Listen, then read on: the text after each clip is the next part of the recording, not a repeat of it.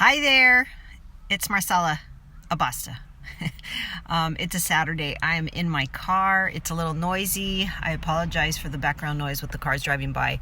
But I wanted to jump on a video real quick and answer some questions that I got this last week about the video that I did on February 13th about creating a work-life balance and how it could save your life.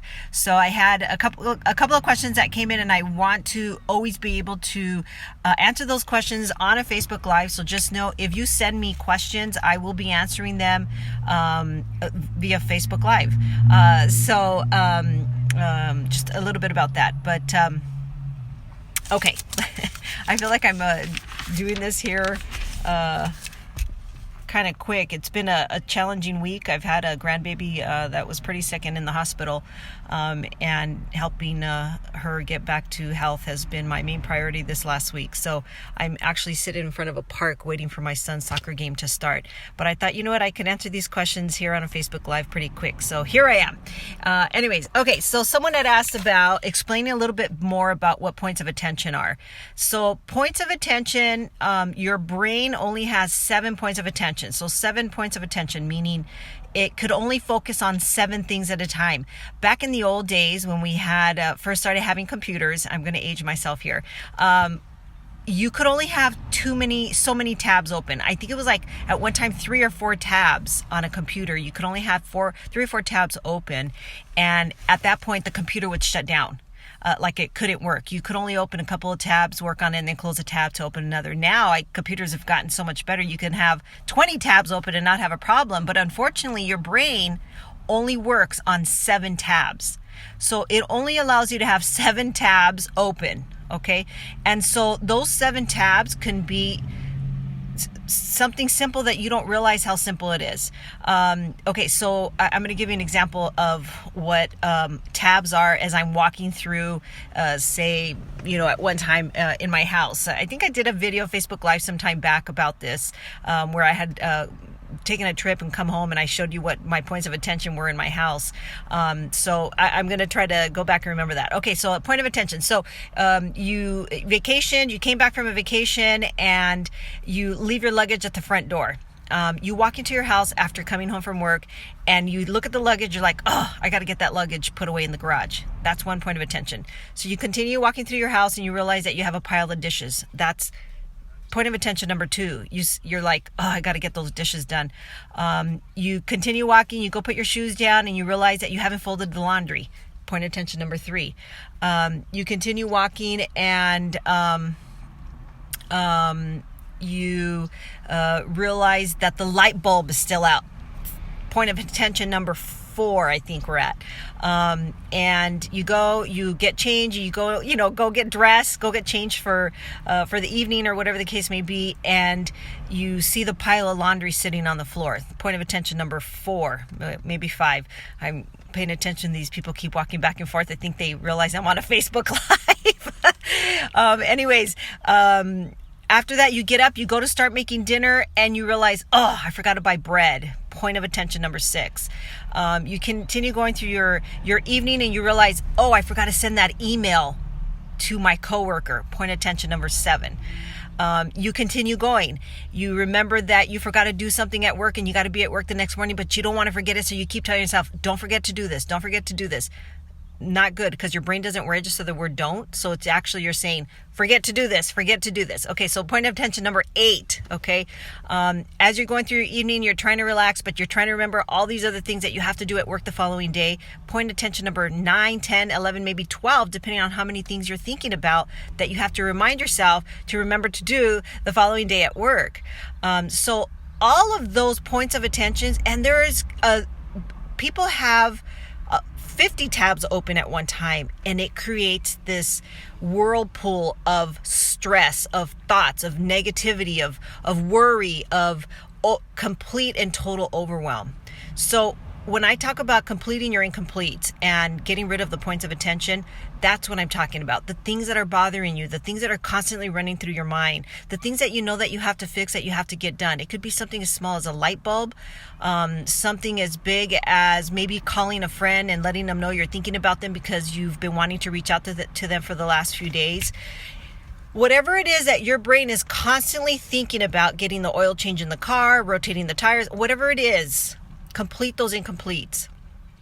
It could be cleaning the garage out. It could be something that you've been thinking about for the last year that you haven't completed, but it stays on your mind.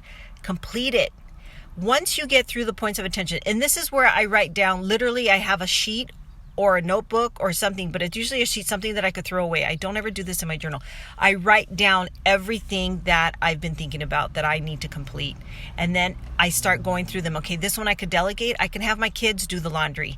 I could have my kids do wash the dishes. I can, ask my husband to put the light bulb in and I don't have to do it, or whatever the case may be. Start going through them and see if you could delegate any of them. And then at that point, completing the complete. So that's what a point of attention is everything that your mind has a worry or thought about. So I hope that explains. If you have any other questions, feel free to message me back. Let me see here. I don't want to forget anything. Okay, so these strategies. So someone had asked, that's just 3 things that I could do. Oh no, I have a toolbox full of things that you can do if you're feeling stress and overwhelm. But I don't want to overwhelm you all at once, right? It's getting hot in here. Sorry. I don't want to overwhelm you all at once, so I only give you those 3 to begin with. Those 3 points of those 3 strategies that I shared earlier, those are just the beginning things that you could do that's really simple to help you get out of stress and overwhelm. Those are the 3 easiest things that you could do, but the most powerful things you could do to get out of overwhelm. I have others that I'll be sharing with you here. My goal is for you to have a toolbox, just the way a mechanic would have a toolbox of things they need to fix a car, or just the way a builder would have a toolbox full of things that they need to build a house. I want you to have a toolbox of strategies, tools, and techniques to be able to pull yourself out of stress and overwhelm. These, like I said, are just the beginnings of creating a work-life balance. These are just the beginning steps of creating the life you want, creating the happiness that you want. It's going to give you and allow you to be able to clear out the mind clutter and be able to help you see what parts of your life you're really wanting to change. What parts of your life aren't working and you're realizing, you know what, I got to do something different. I got to do something different because this isn't working the way it's going. And maybe it's just something very simple you want to change, or maybe it's a completely dramatic change, a complete overhaul of, things that you want to change in your life. Whatever it is, these are just the beginning steps. I'm going to eventually get into a little bit deeper stuff where I'm going to teach you how to reprogram your thinking, reprogram your brain, how to heal and remove the emotional clutter from our subconscious mind. I mean, these are just the beginning steps. So I hope you stay tuned. You keep watching my videos. And if you have any other questions, go ahead and message me back. I'm sorry if this is a little on the scatterbrain side. Let me make sure here that I've done shared with you. If you have any questions, feel free to post them now and I'll answer some. Okay.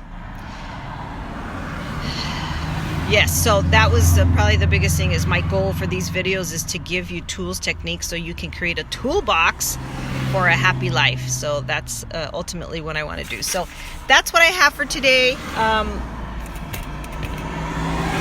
It suddenly got louder here. Sorry. I hope that helps somebody, and I hope that's helped answer these questions. Feel free to continue messaging me with your questions. I love questions because it helps me be able to help you where you're at, especially if it's confusing, or maybe I didn't was very clear in my explaining myself. I'm okay with you guys sending me any kind of questions you have. So thank you so much. Have a fantastic sure that you do something for yourself today to allow yourself to be stress-free or stress less, because I don't think we could be stress-free if you're an active participant in life, right? So anyways, talk to you soon. We'll hope to hear from you guys here in the next couple of days if you have any questions. Take care. Thanks. Bye.